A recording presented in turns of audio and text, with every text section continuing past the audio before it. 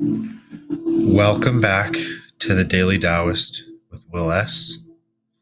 We are talking about the Tao Te Ching and how to get back into spirit and alignment with the way. I will be your guide on these voyages of 81 verses. Today I'll be talking about verse 69. 69, it's hilarious. The Tao Te Ching was written 2,500 years ago by a man named Lao-Tzu. It is one of the oldest texts in existence and certainly one of the wisest. Its wisdom is timeless, and its message is as relevant and important now as it was back then, if not more so. It is vital that we learn to come back into balance with the natural world and to live in a more harmonious and selfless way.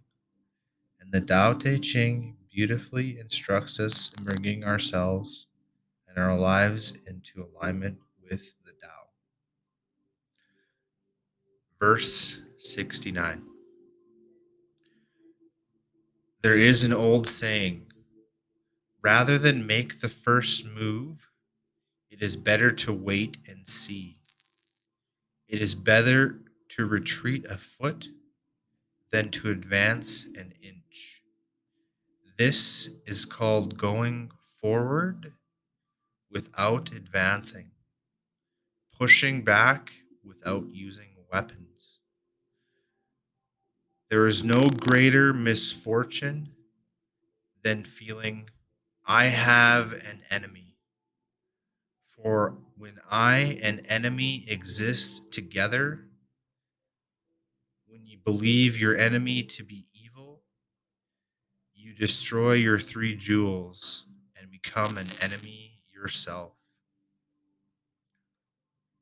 When two great forces oppose each other, the victory will go to the one that knows how to yield and that enters into the greatest compassion. People often oppose us in life. Agendas conflict, misunderstandings arise, and many people behave with limited integrity due to their conditioning and the limitations of their personality. But they don't become enemies as such until we cast them into the role that is created by creating a mental script and narrative about them in our minds. We then cease to see the being beneath the behavior and only see the less than shining mental image that we formed of them. Dehumanization is the greatest evils in the world, and it is perpetrated by humankind all the time on a massive scale. To ditch the story we spin in our minds is to see beyond the conditioned behavior of our perceived enemy. Better still is to be able to recognize the spark of the Tao shining within them, however dimly it might appear. It is to end conflicts before they begin, using the most decisive and powerful of all weapons, compassion. So, guys, I just want to say this is something that I have been guilty of. I used to have a position as an electrical instructor at a college north of 60 in Canada. And I don't know how much you guys know about what's going on in Canada, but there's quite a divide between unvaccinated and vaccinated people. And this is quite deliberate. Now, I just want to preface this with the fact that, you know, I have my own mental health issues that I deal with, and some of it, some of the behavior that I exhibited was due to that. But at the same time, um, I put myself in a position where I became isolated because there was nobody on my side to tell the story. So I ended up being or putting, you know, or finding myself with an enemy, right? Somebody who was out to get me because I couldn't recognize within myself and within the Tao that I was actually dehumanizing them because they were dehumanizing me at the same time. And it was um, my own personal hell loop for about 3.5 months. It's one of the most excruciating things I've ever gone through in my life. But at the same time, it was an eye opener in group think, right? Like when everybody is thinking the same thing, right? Then they must be correct. They must be right. Right? There's no other opinions. There's no other line of questioning that makes sense. Um, it's a cautionary tale, guys. I don't I I don't dislike or harbor hard feelings. I did, like I definitely did, but I've done some reflecting upon what went on, and I've decided that I need to ditch the story. Right, I needed to ditch the story that my boss is basically just doing what he was told. There was no discussion. It's it's a story. It's a cautionary tale in the sense of how easy it is to follow dogmatic dogmatic thinking, right?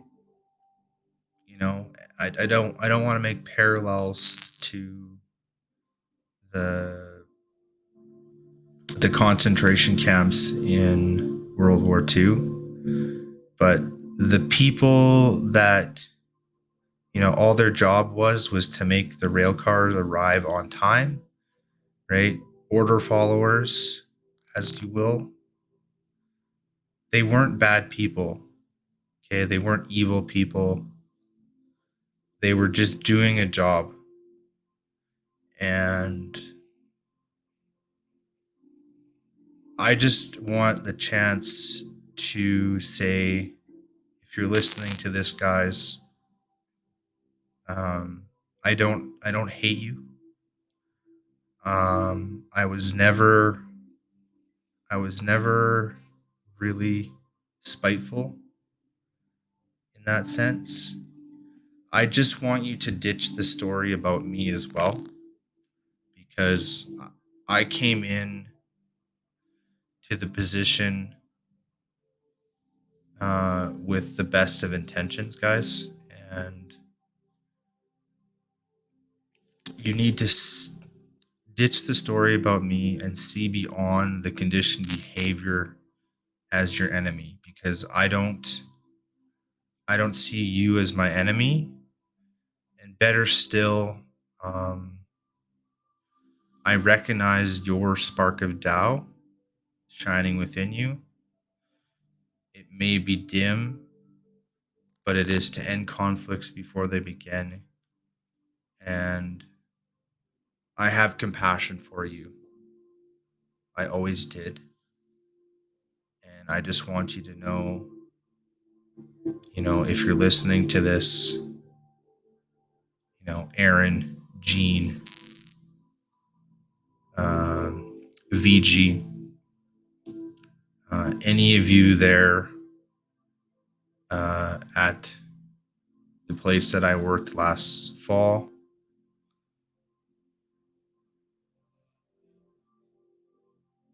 okay, don't blame me for sticking up for myself, because I was doing what was the right thing for me. Okay.